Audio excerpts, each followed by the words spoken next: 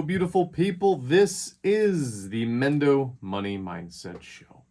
I'm your humble host, Raymond Hebel, lifetime resident of Mendocino County, realtor for the past going on 7 years this month, can't believe it, and a self-improvement enthusiast.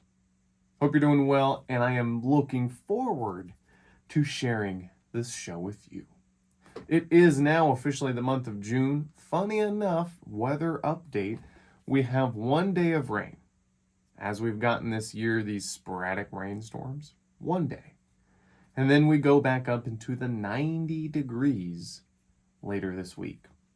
So I'm soaking it all in. I'm going to take all of this rain, enjoy it, get the dust down, and then remember to put sunblock on my child. For the rest of the week as it warms up. I hope you're doing well. If you've never heard the Mendo Money Mindset Show before, we talk about hyper-local, relevant real estate data for Mendocino County. Because I'm a realtor, I have access to this information, and I'm going to share it with you.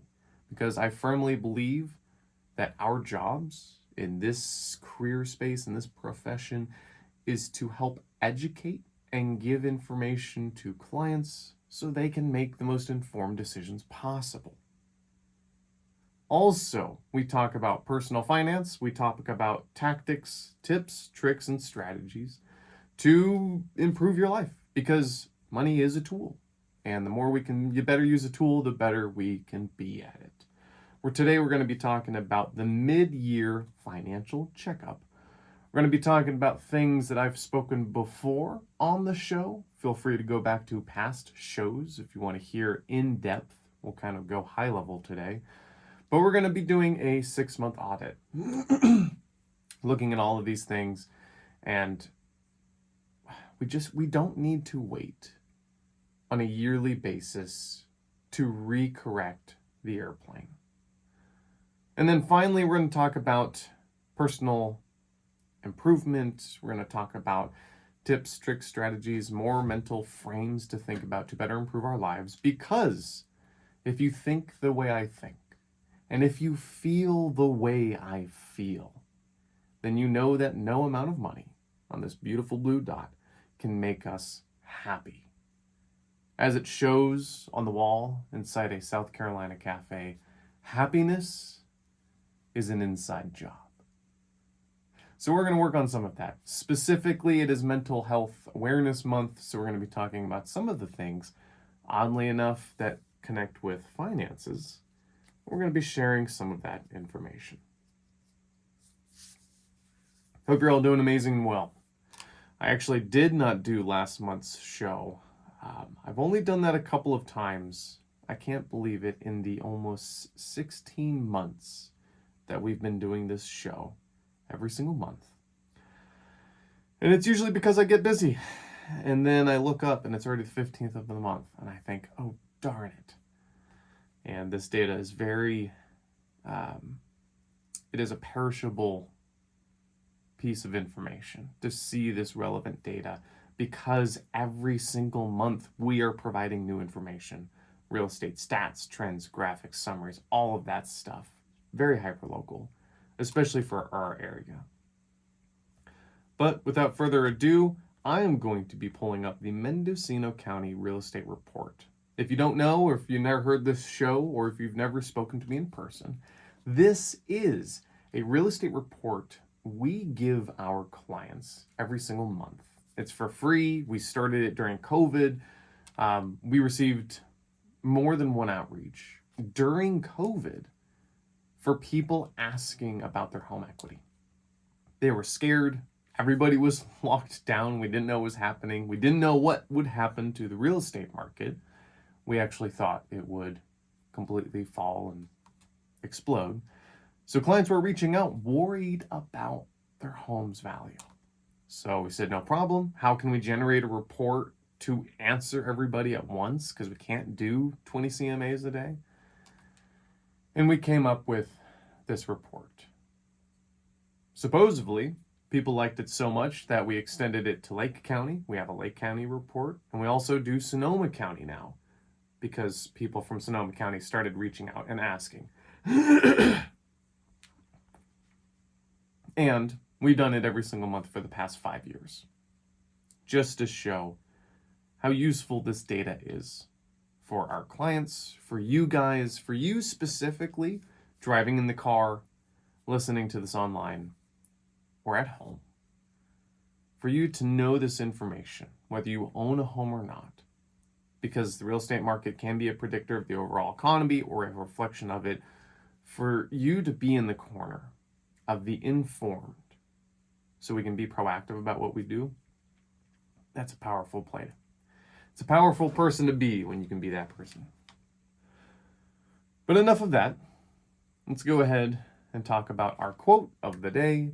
Today's quote goes like this. It is so true when it's all said and done that grief is the price we pay for love. It is so true when it's all said and done that grief is the price we pay for love.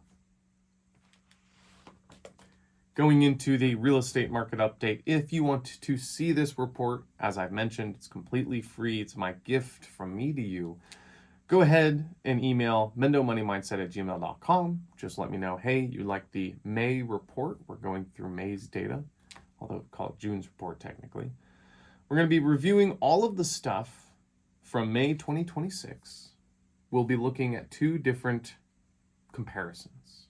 We'll be looking at the month prior, and then we'll be looking at year over year. So May 2025 to May 2026. And that way we can get a good comparison out of what is happening in real time and then the same time last year. So for Mendocino County, we first like to look at our for sale active inventory. How many for sale signs are currently out here in the county? We have 372 homes for May 2026, which is a 7.5% decrease same time last year. Pending homes are escrows. Those are the handshakes we have between buyer and sellers that usually take 30 to 60 days to close. This is a great leading indicator because this month's escrows will turn into next month's solds. Currently, we have 53 homes in escrow, which is about a 7% decrease month over month. However, it is a 6% increase year over year. Sold homes. How many homes sold for the month of May? 40 homes had sold in Mendocino County, which was 11% increase month over month. However, it was a negative 35% decrease year over year. Price per square foot. Price per square foot is a wonderful stat that allows me to articulate to you specifically without knowing you, without seeing your home. I can look you in the eyes and I can tell you how prices have changed because of this metric. Price per square foot. We take all of the square footage sold for May and then we can look back at May of 2025. But then we go through all of the square footage. If there was 20 homes at 1,000 square feet, it's 20,000 square feet. And then we look up all the prices and we divide that number to give us a price per square foot. Currently, we're ranging sold price per square foot around $371 per square foot. And that is a 12% increase month over month and a 10% increase year over year. Average days on market. You should have seen, what is it? April, January, February, March and April was very interesting. We had topped 110 days average on the market. This days on market is the indicator that shows how long does it take between the for sale sign getting put into the lawn and the keys being exchanged from buyer to seller. How long does that take? On average, we've seen approximately between 60 and 90 days for Mendocino County historically. March had the high of 130 days on market, which was the highest I've seen in well over a year. And luckily, we had started to come down from there ever since. So currently, we are at, for the month of May, 80 days on market, which is a negative 3% decrease year over year. active, we'll say that again. Average active prices up 4% year over year, and average sold prices up 7.5% year over year. Finally, we have the months of inventory. Months of inventory is a very fun indicator that I personally love because it's the culmination of a couple of metrics. This one graph that I can see in front of me, I can show you, and I can tell you this is how the market is doing. If there was only one graph I could show you, this might be one of them. Months of inventory is, here's a good example on how I like to think of it. If we had 100 homes on the market and we closed the lid, you couldn't sell another home, it was only those 100, how many months would it take to sell all 100 homes? That is what we call months of inventory. Now, the neat thing about that is we have two things that kind of combined into that metric. One is how much is currently on the market? How many homes do we have? How large is this pot full of homes for sale? And then the second is days on market. How quickly are they selling? Right now we see 9.3 months of inventory for the month of May, which is a 43% increase same time last year. Interest rates, as the time we made this report, of course, talk to your lender. These are just averages. We're looking for the 30-year fixed anywhere between 6.3 to 6.5% on average, and your 15-year fixed between 5.7 and 5.9. Now, for sellers, we do two sides. What can we do for the sellers and what can we do for the buyers? Reviewing all of this information, you say, great, Raymond, I appreciate all the stats, appreciate all the numbers, but just give me the one-liner. What should I do? How are we interpreting this market? How can we best navigate? And here's what I would say for sellers. We have more homes on the market, and we still have a higher than average days on market, more inventory. They're selling a bit slower. And so if you are thinking about selling this year, I need you to think of two things. One is your team, and the second is your strategy. One, how can you have an awesome team? Do you have a great CPA that's been giving you the best tax advice for you to navigate when you do sell? Do you also have a good realtor that can help you with the entry plan? How do we sell the home? And then your exit plan post-sale. What are you doing? How are you moving? Who moves the furniture? We had to sit down with a client just the other day talking about the logistics of moving furniture, and people don't realize how involved you have to be on that process. Now, here's the good news for you if you're planning to sell this year based on this report. Homes are selling for more than they did last year. The homes that are actually closing are selling for more higher dollar amounts than they did last year. However, there are also more homes going unsold. So there's now a widening chasm. The canyon is growing bigger between the homes that are selling for above last year's prices and the homes that are sitting on the market. You, as the owner of the home, as the driver of the ship, have to make sure your property is compelling, have to make sure your strategy matches the approach you want to take, and that you have good people on your side to help you execute it. That's what I would tell you. If you were my best friend and we were sitting together for coffee, that is what I would tell you. Now for buyers, this is one of the best buying windows we've seen in a while.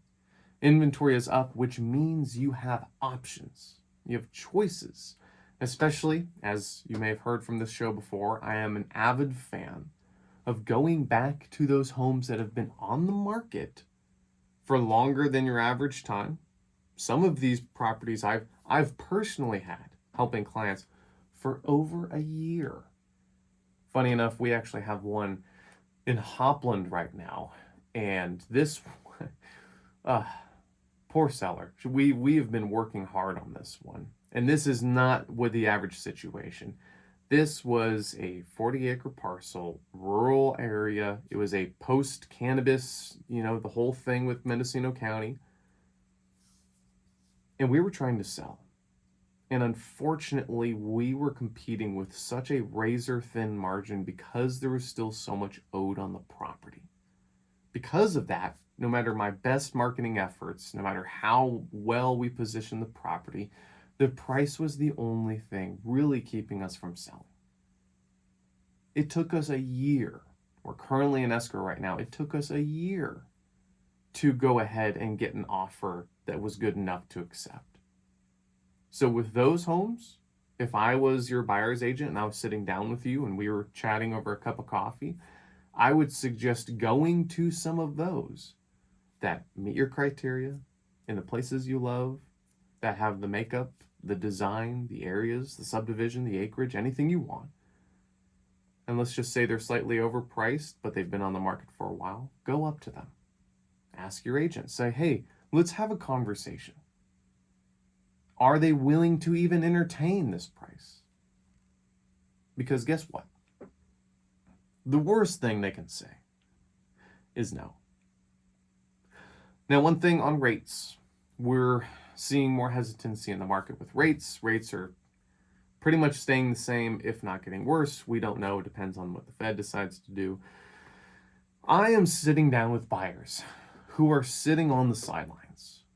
I spoke with some last week. I said, hey, how's your buyer journey? Is there anything, any updates, anything that you're looking for that's changed that I don't know about? And you know what they told me? They said, Raymond, there's just so much uncertainty. There's the war going on right now. Gas is about $6 a gallon. I'm just going to hold on, and hopefully rates can come down, and we'll buy then. And I get the approach. I completely understand the point of view. Having that relevant data and making that choice might just be the right choice. But also, if we are just waiting for interest rates to go down, that is a gamble. You need to understand that is a risk. That is a gamble you are taking. You are rolling the dice on whether that will happen. And depending on your timeline and your situation, I don't know if that's a risk you want to take. Sometimes there is a cost, and this is in life. Sometimes there is a cost to inaction. Most of the time we think we can just wait so we can make the perfect decision. Trust me, I've been known to do that. This is Mr. Perfection over here, waiting until the circumstances are right. But guess what? There's a price for inaction. So have a conversation with your partner, with your agent, with your team. Identify what's good. What is the 80% threshold, the minimum you're willing to tolerate when it comes to interest rates, when it comes to mortgage payments. And then say, I will not let perfect be the enemy of good. If it meets my criteria, if I can afford it, I'm not going to wait. There's my 2 cents. Also, we haven't spoken about this. This is the month for us to do updates, so wait for next month's show. But we also do the most popular price segment. What is the most commonly sold prices in Mendocino County? We did an entire study between January and December 2025, all of 2025. And we said, what is the most popular price brackets in the $100,000 increments? So 0 to 99, 100 to 200, 2 to 3, 3 to 4, 5 to 6, all the way up to $1 million. And we said, what was the most transacted price bracket? Can you guess what it was? Between 0 and $1 million, 10 different increments, what was the most popularly sold price range of all Mendocino County? I think this is where they put the song. Do, do, do, do. What is that show? It was 3. It's a trick question. It was a tie between 3 to 4 and 4 to 5. Both of those price metrics had over 111 homes that sold in those 2 brackets. Mendocino County, 3 to 4, and 4 to 500,000. So to recap, days on market are down but still higher than average. Inventory is still up. but a little bit lower than last year. And our price per square foot is going up. What do you think? What's your opinions on the market?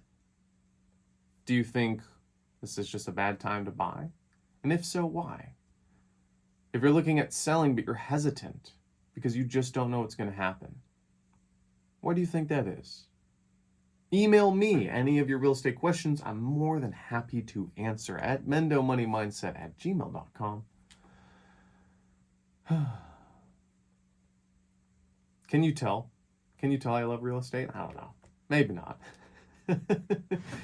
If you didn't, then yeah, I do. I enjoy it very much. All right. Now is the personal finance portion. This is early June as we're recording. We're going over May's information, but you are going to hear this for the rest of the month. And I want to be very helpful. I love giving you the information. I love giving you the stories, the jokes, the one-liners. But I also want you to walk away from this. Just one thing that you need to remember from the entire show that you can implement in your life, move forward, and say, you know what, I got a little bit better. I tried this thing I heard on the radio. Hey, this tip I heard, this little tactic, this little nugget, I actually implemented it and it worked. Or, you know what, Raymond, I've never thought of it like that before. I'm going to carry that with me. Here's a new perspective I can employ in my day-to-day life. It's so funny. I have my beautiful boy, and in the car we'll practice these little mantras. And I was on Instagram one day. I saw a parent tip. Golly, Instagram for parenting tips, I tell you what. It's almost as bad as working out. There's so much information. It's hard to know which ones to use. But there was this person, and he had this conversation about how does he speak into his children. Instead of chastising them and saying, hey, don't do that, get off the chair, clean up your mess. Instead of doing that, he actually speaks life into them and says, hey, we are Taylors. That's his last name. We are Taylors. We XYZ. And so I started doing this with the boy. And ours is, and you're free to R&D, rip off and duplicate. I said, handsome boy, we are Hebels. We leave people and places better than when we found them. Handsome boy, yeah, Dad, we are Hebels. And then he repeats after me, we are Hebels. We leave people and places better than when we found them. So that's our last name creed. That's what we live by. We'll pick up the trash on the side of the road and we'll say it. When we're driving to school, we'll repeat it to make sure. If we're being mean to people, I'll tell him that. And guess what? Guess what I'm doing with this show? I'm trying to leave you a little bit better. Leave people and places better than when you found it. It's a good thing to live by. Anyways, we're going to be talking about some personal finance check-ins. Here's a couple of things real quick I'm going to rattle off, and then we're going to dive deeper. Number one, if you're self-employed or have a small business, what is your estimated taxes looking like? Your second quarter payments usually due June 16th. So talk to your CPA. This is only for fun purposes only. Talk to someone a lot smarter than me. But talk to them and see what your mid-year tax situation is looking like. I would also sit down with your accountant, your CPA, someone that knows this, pay for the half hour of time and just say, hey, Doug, I'm halfway through the year. Here's my current projections on what I'm looking at. I have a whole nother 6 months to redirect to this plan if needed. Help me out on this. And here's the reason I said that. Back in January, we talked about resetting your financial life. We talked about setting your budget, looking at your tax plan, assessing your income. How can you increase income, decrease expenses? And then you formulated a new plan. You made something. You had a conversation with your partner, yourself, your AI, and you said, here's the new plan for 2026. Let me ask you a question. When's the last time you looked at that plan? I'll tell you what, if you're to say you haven't picked it up since January, you can't see me on the radio, but I'm raising my hand with you. I had a great plan, had it all set up, and then I'm preparing for this show, and I said, I should probably, thank goodness dust doesn't collect on Google Documents on your computer, because I had to pull that up. But look at your plan. Do you know the 1% metaphor when it comes to planes? Do you know that 99% of the time a plane is off course? Have you ever gone on a plane trip? You've flown over and you see those little movie screens in the back of the headrest and the person in front of you, and you can look at the plane and you can see the line that it is following, the trajectory it is going. You usually have those cheap pair of headphones too while you're looking at it. That is your course. And that plane is actually self-correcting itself constantly throughout the trip, these 1% degree changes. Because it knows if it makes a little tweak here and a little tweak there, it will stay on course. But if you're just 1 degree off and you go the next 18 months without looking at it, when you're trying to go to Hawaii, you'll end up in Alaska. So, first, sit down, talk about your tax situation. Look at your plan in January. Second, is your retirement contributions on pace? We talked about the power of retirement accounts. If you have a 401k with your employer, what does that look like? If you're self-employed, do you have a SEP IRA? If you have a college fund for your kids, was it a 529B plan? Look at that. Sit down and say, hey, we wanted to donate, or we wanted to contribute X amount for 2026. It is now June. Are we ahead of schedule, behind schedule? How do we need to change? Number 3, my personal favorite right now, a budget check. Check your finances. What's been going on? I like to do this once a quarter, but we're in June, so let's do it now. Best time to plant a tree was 40 years ago, but the second best time to plant a tree is today. So look at your finances. For me, I love using my Google spreadsheet. It's just easier for me. If you don't have that, simply pull up your credit card statement, your bank statement, debit card statement. Most of these are debit card or credit card transactions nowadays. Look at your bank account for the automatic subscriptions that are coming out and just do a tally. Look at last month, see where you came in at. Does that follow expectation on what you expected, or was that a little bit more than we thought? And then looking at that, here is something, a quick tip I want you to take away. Have you ever heard of the zero frame budgeting system? In essence, I want you to work with any AI you want. If you want to make this real quick, you can do it yourself by hand. If you want to go through the detail, I find, whatever AI of your choice, depending on how much permission you want them to know about you, is awesome. But I basically told my AI, I had a conversation the other day, and I said, hey, someone calls theirs Chad, Chad or Claude, whatever it is. Hey, AI, insert here. I want you to review my last month's budget, everything that you're seeing. Maybe the last 3 months if I have these statements. Let me just give them to you right here. I want you to ask me any clarifying questions you need, but I want you to review this information and I want you to help me build from the ground up, as if we were building a budget right now, all of the expenses that I would need for my day-to-day living. And it would say, blip, blip, blip, awesome. It would probably ask you about a couple of transactions. What's this one about? What's that one about? Answer those. And then it would probably have an approach of, okay, great. If we were to rebuild your budget from scratch, what is the most important non-negotiable items first? And it would start with the big blocks. What's your mortgage? Your rent payment? What is your car payment? What is your insurance? What's your basic necessities? Food?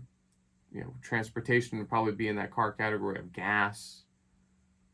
Any other payments you have, that's automatic payment, credit card payments. And then we would go into lifestyle, fun, protection costs, all of those categories, and it would rebuild the budget for you And at the end of that, you could look at what you are currently paying for and what this rebuilt budget looks like. If they're perfectly the same, great. You're on it. All of your priorities in your situation are on point. However, if there's a big difference, again, the chasm is wide, then we might want to look at the reality of where we're actually spending versus what our goals are. Number 4, it says beneficiary and insurance review. Did you know that if you put your home into a trust, your insurance might not cover that? Check with your insurance. Anytime you do a trust anything when it comes to homes, make sure your insurance has someone that's additionally insured, i.e. the trust. Double check with your insurance agent on that. Also, I just got a call from my insurance for my car.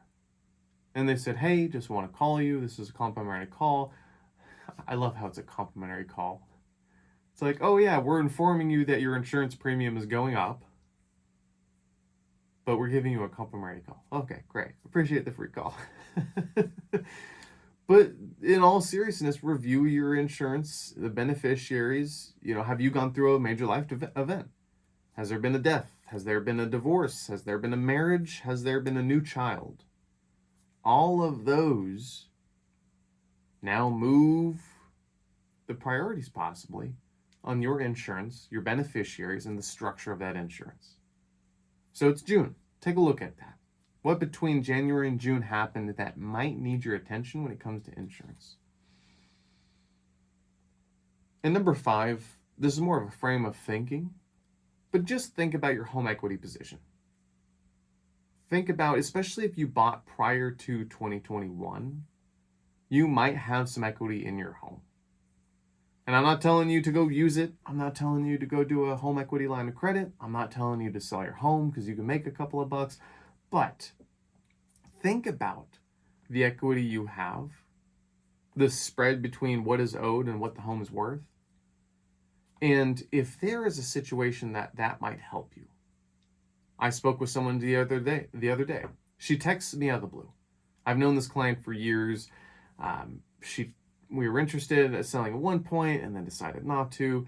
I get a text message, a big long text. I think it was like 10 o'clock at night too. You can tell it's the kind of text where they've stayed up too long worrying about this and they finally sent it. And it basically said, I am no longer in a financial position where this house makes sense. I have equity in the home and I have a credit card that I have maxed out. Raymond, can you help me sell? And that's what I'm talking about when it comes to home equity lines or equity in general. I'm not telling you to do anything. Of course, talk to your CPA, your financial team, whoever you have. Talk to your AI if you need to. But look at this as a possible asset you can use if the situation warrants it. Do you have a credit card that's maxed out with super high interest? Can you get a home equity line of credit at a fixed percent that costs less than the credit card? Is it too much house for you and you're actually looking to downsize? Well, homes are selling for more than they did last year. Maybe now's the time to capitalize on that. All of these things you can do by just having an extra tool in the toolbox. What do you think about that? We talked about taxes mid-year. We talked about your retirement accounts. Talked about your budget reality check. Talking about insurance. What's changed? What needs to be addressed? And then we talked about home equity, a possible tool for you to think about. What's your aha moment? Here's another thing you can do. Once you look at your budget, let's say you've done your expenses, you've pulled up your credit card statement for the past 6 months. Project out your next 6 months. What do those expenses look like? I tell you, in the span of 2 hours, you can do this on a Saturday evening with a glass of whatever you like to drink with any of the people in your life that matter, the people that this actually impacts. In the span of 2 hours, you can download your credit card statements, take a look at them. You can see what you're doing well, what you're not. And then you can play out the next 6 months. If I kept the current plan, what would I spend? If I fixed and corrected my plan as I see fit, how would that change my spending? What does my income look like? What are the retirement benefits I'm getting this year? Do I have an employer percent match? I can do all of these things that you can start thinking about in the span of 2 hours. Shoot, even put on a TV show in the background. You can have so much clarity. And that leads us into the last portion of this show. Now we talk about the mindset portion. And being June is Mental Health Awareness Month, we're going to be talking about some of the stressors that we see when it comes to mental health and some of the things we're finding that are causing stress in people's lives. On this money subject, here's a fun stat for you. I have a Canadian stat, which is actually not what I'm looking for. Now, all of these articles I will pull up and show you. This one is from Financial Health Network. This one actually talks about understanding mental health when it comes to finances. I know, we just talked about finances. Well, guess what?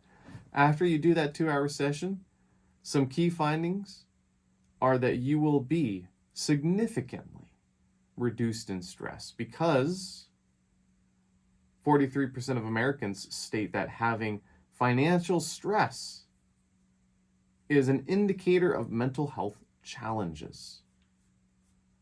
Who would have thought?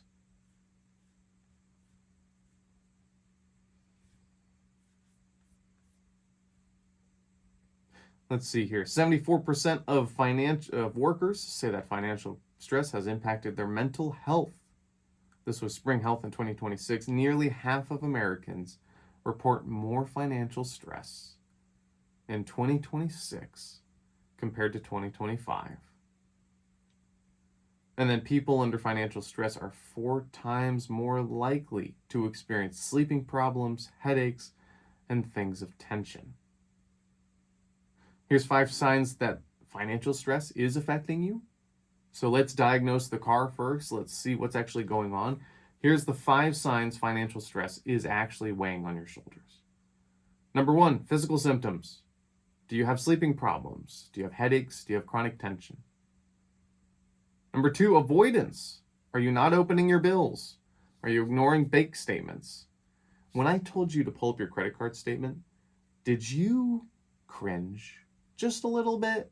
Did you shrug, quiver a little bit? Did you say, I'm not going to do that? Or did you immediately tell me in your head, that's silly. I'm not going to do that. Number 3, relationship strain.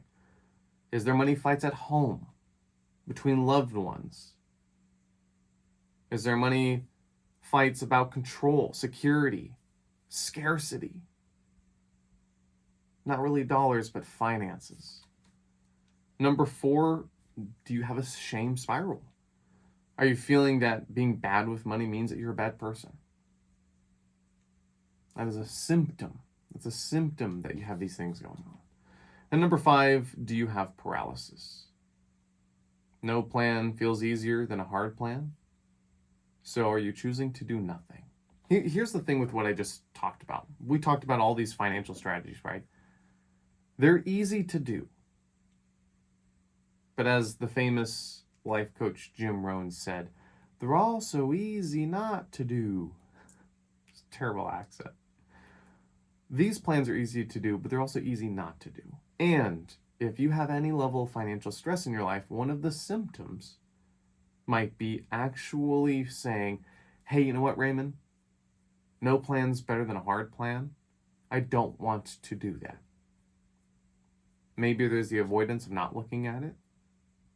I know sometimes when I'm in credit card trouble, I go, I don't know if I want to see my balance. I don't know if I want to balance the budget right now. And I can feel that tension in my chest. Is that you? And then are we having the paralysis of not doing anything about it? Again, these are symptoms. This is not you as a person. This does not mean that you're a bad person with bad money habits. This just means that maybe there's a system that's not working, that's outdated, and because of that stress, it's representing itself in some of these ways. Now, what can you do about it? Yes, this is still tied to money, but this is coming at the angle of your mental peace of mind. How can we ensure that we can get the knots out of your shoulder if someone's rubbing your neck? Someone can help us release the tension in our lives, usually us, because we have to save ourselves. But what are some of the things we can employ? Well, here's just a couple right off the bat.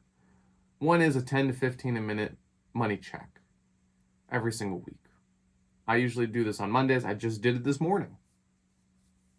We're going to check balances and our checkings and savings. We're going to look at our credit card statement. We're going to look at our upcoming bills, and then we're going to assess any unusual charges.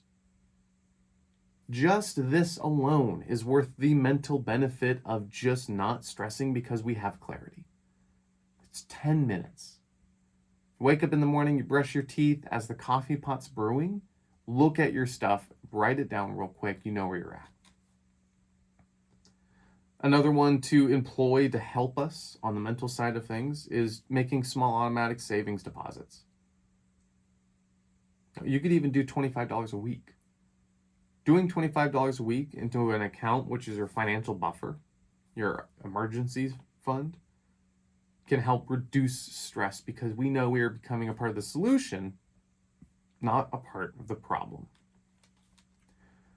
And finally, shame keeps people stuck. Let me say that again. Shame keeps people stuck. The first move can just be looking at the numbers, and usually the first move is the most important. Just move. If you make the first step, a 10 to 15 minute pulse check, reviewing your budget, calling your CPA, hoping it goes to voicemail, but he picks up anyways. Just the first step is usually the most important. That source is from the article, Is Money Making You Sick? June 2026 from Kiplinger. Definitely look at that if you have any interest in looking at that more. So we talked about financial stress, how it represents itself, physical symptoms, the avoidance, the relationship strain, the financial spiral of shame, and also the paralysis. Then we talked about some of the tips on how to get out of that. Doing a 10 to 15 minute pulse check-in, super non-committal, easy, light, just to get clarity. We talked about doing your small automatic investments. We talked about making this a practice, not just a big once-in-a-lifetime decision, but a small, everyday sort of thing. Then we talked about making the first move, so you are not stuck. What spoke out to you about that? Do you remember that 74% of workers said financial stress impacted their mental health? Was that an interesting stat? What about the 40% of adults that had higher or moderate financial stress in their lives? Are you a part of that 40%? I know I am from time to time, and that's okay. And then in the finance portion, we talked about some of the things we can do in June at the halfway mark to make sure our plane is staying on course for the rest of the year. Estimated taxes, retirement, budgets, beneficiary and insurance, and your home equity. What stood out to you? If there was only one thing you could take away from this show, what would that one thing be? Email me, mendomoneymindset@gmail.com. I would love to hear what yours is. Personally, for me, I think that beneficiary insurance, I actually have to look at mine. I have a couple of policies out there, and I need to make sure that they're going to go to the right place if and when I eventually kick the bucket, because it's going to happen. And going from there. Now, before we end this, I actually want to give you a story. This story is a little bit timely, and I think it fits the season well. It is now June. It's Mental Awareness Month. Unfortunately, I've heard the stat go around that young males between the age of 25 to 40, the number one cause of death is suicide, which is not good, and it's a terrible thing. We all know that. I had a friend of mine that I went to school with, unfortunately passed away late last year by those same means. And we had gone to his celebration of life over the last couple of weeks. And there I was thinking about some of the things that I saw. All of these people loved this person. He was well loved. Everyone came out. The photos, the stories, the memories. And it was, for as terrible as it was a beautiful thing to be a part of. But it reminded me of the story that I want to share with you. And I hope this helps. There was a gentleman, a famous author named Simon Sinek. He's famous from The Golden Circle. He's written a number of books. But he was sitting down, and he tells this story, which I'm going to tell you. He was sitting down with his best friend. Sitting down with his best friend in the whole wide world, and she was chatting with him, and she had told him that she was actually going through some hard times. And that she had actually been going through these hard times for a while now.